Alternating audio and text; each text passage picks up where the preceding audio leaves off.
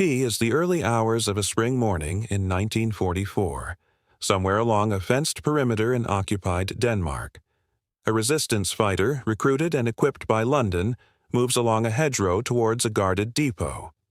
Ahead, a sentry stands with his rifle slung, stamping against the cold, utterly unaware that his final few seconds are ticking away.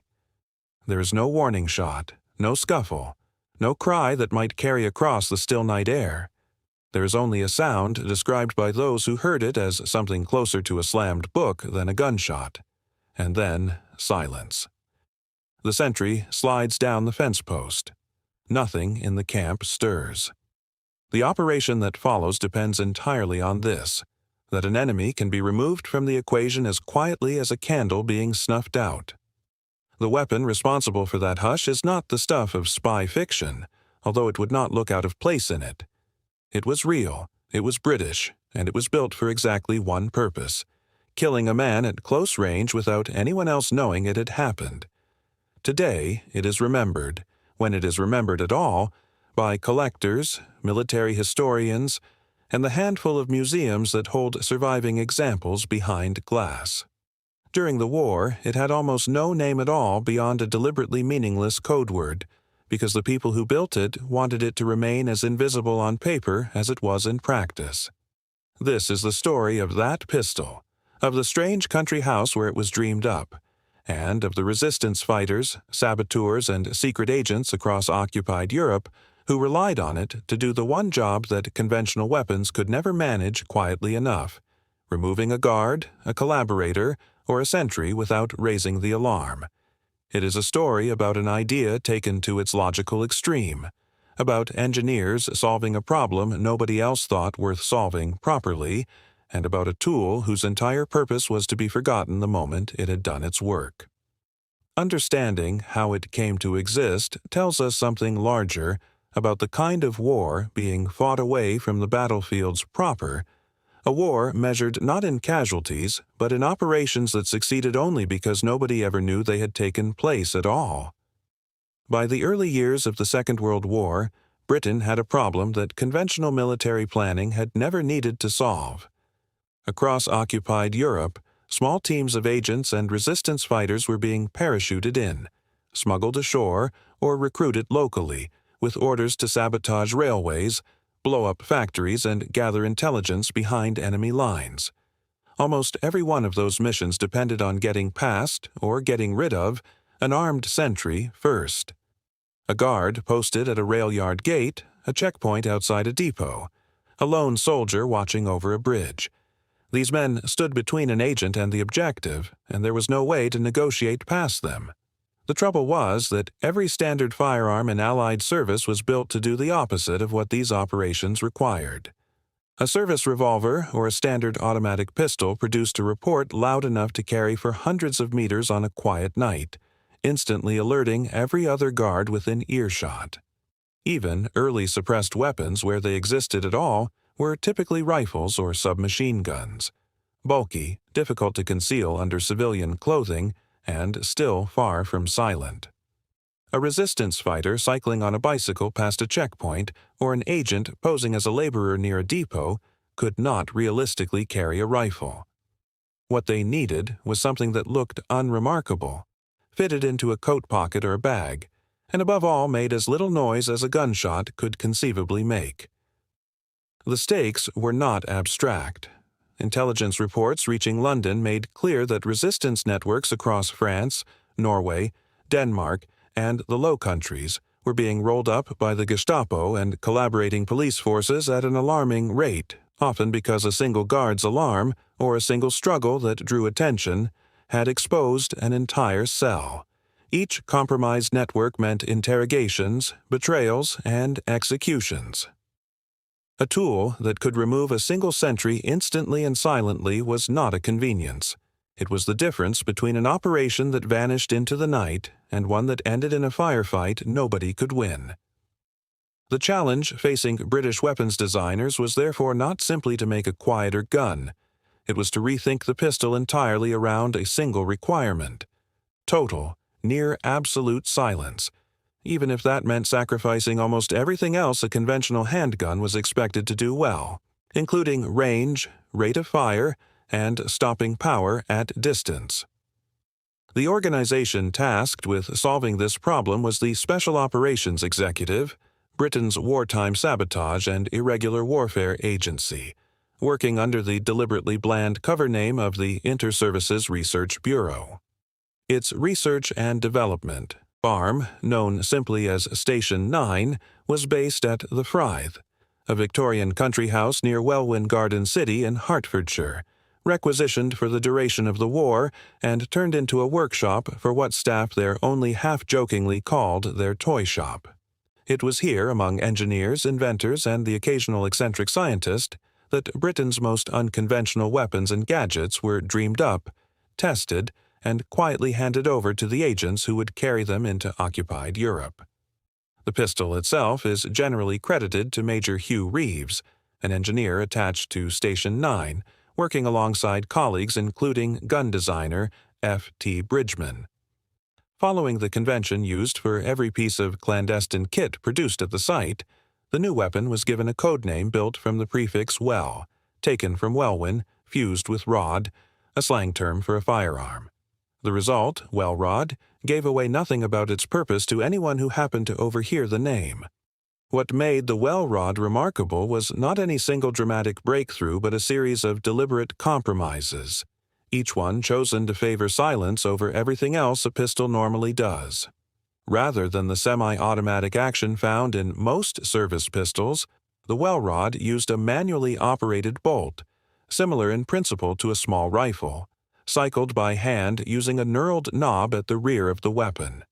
This mattered because a semi-automatic slide, racking backwards and forwards under spring tension, produces a distinct mechanical clatter of its own, quite separate from the noise of the cartridge firing. By removing that moving slide altogether, the designers eliminated an entire category of giveaway sound. The only mechanical noise came from the relatively gentle action of the firing pin striking the cartridge. The barrel itself was drilled with a row of small vent holes along its length, allowing propellant gas to begin escaping into a surrounding expansion chamber before the bullet had even left the muzzle, rather than venting it all at once in a single sharp crack. That gas then passed through a series of metal baffles and soft rubber discs known as wipes, packed into the front section of the weapon, which slowed and dispersed it further before it reached open air. Each wipe allowed the bullet to punch through while momentarily resealing behind it, trapping a little more gas each time. The cumulative effect, by the account of those who tested it, reduced the report to something closer to a sharp clap of the hands than a gunshot, although the wipes wore out and had to be replaced after a relatively small number of rounds, after which the weapon grew noticeably louder. Physically, the whole assembly took the form of a slim metal tube, roughly 30 centimeters long and a little over 3 centimeters in diameter, deliberately built without a conventional pistol grip.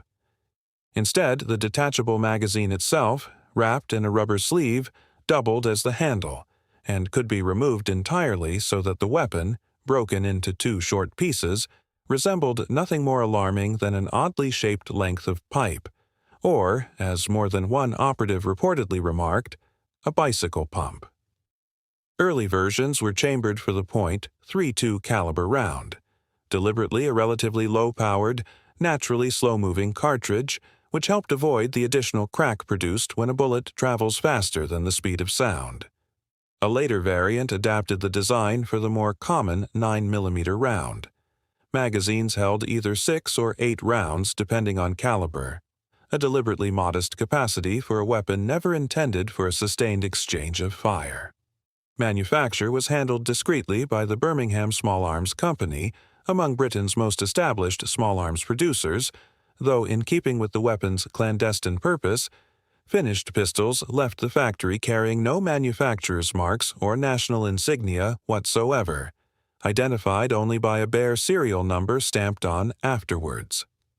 Exact wartime production figures remain difficult to pin down with total confidence, given the secrecy surrounding the program, but estimates generally put wartime output at somewhere around 2,800 units, with later peacetime and Cold War production pushing the lifetime total considerably higher. Records of precisely where and when individual well rods were used remain frustratingly thin, a direct consequence of the secrecy that surrounded their issue and the simple fact that a successful assassination using one was, by design, meant to look like nothing had happened at all. What does survive in post-war accounts and veteran testimony points consistently towards occupied Denmark, Norway, and France, where special operations executive networks and the resistance groups they supported used the weapon against sentries guarding rail yards, depots, and checkpoints that stood between agents and their sabotage targets. The weapon's effective range was modest by any standard, usable with confidence only out to perhaps 20 or 30 meters, and instructions issued with it candidly advised that it worked best fired with the muzzle pressed almost directly against the target, a chilling but practical acknowledgement of how it was actually meant to be used. Beyond Europe, the weapon also reached the American Office of Strategic Services, the wartime forerunner of the CIA, which evaluated a captured or supplied example at the Washington Navy Yard in the summer of 1943 and subsequently adopted it for what official correspondence described only as special applications. The psychological dimension of the weapon's use is, by its very nature, almost entirely undocumented in any systematic way. What can be said with confidence, drawing on the testimony of veterans rather than official records, is that a sentry removed without any sound at all left colleagues with no warning, no body found until long after an operation had concluded, and in some cases no certainty even that an enemy agent had been responsible at all. If you are finding this interesting, a quick subscribe helps more than you know, and it costs nothing but a tap. Britain was not alone in recognizing the value of a near-silent handgun, though the German and American approaches reveal just how unusual the Welrod's design priorities really were. German intelligence and special forces units experimented with suppressed pistols of their own, generally built around adapting an existing semi-automatic design, such as variants of the Walther PP, fitted with an external suppressor can. These weapons achieved a genuine reduction in noise, but because they retained a conventional reciprocating slide, they could never fully escape the mechanical clatter of that action cycling, and surviving accounts suggest German suppressed pistols remained noticeably more audible at close range than the bolt-action welrod. The American equivalent, developed roughly in parallel, was the suppressed high-standard pistol issued to the Office of Strategic Services, chambered in the considerably smaller point .22 caliber round and likewise built on a semi-automatic action. It achieved excellent suppression for its size and saw genuine use by American operatives, including, according to some accounts, a small number of high-profile assassinations later in the war, but its lighter round sacrificed stopping power that the heavier point, .32 and 9mm welrod retained. Tellingly, American forces did not rely solely on their own design.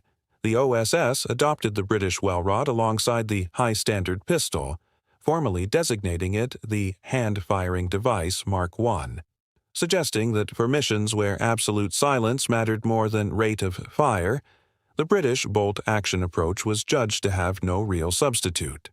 No other nation, as far as surviving records indicate, attempted anything quite so deliberately stripped down. A weapon built first and foremost around silence, with everything else, accuracy, capacity, even basic ergonomics, treated as secondary. Assessing the welrod's actual historical impact requires a certain honesty about the limits of what can be known. It was never going to win battles or shift the course of campaigns. Its purpose was narrow, tactical, and almost always invisible by design.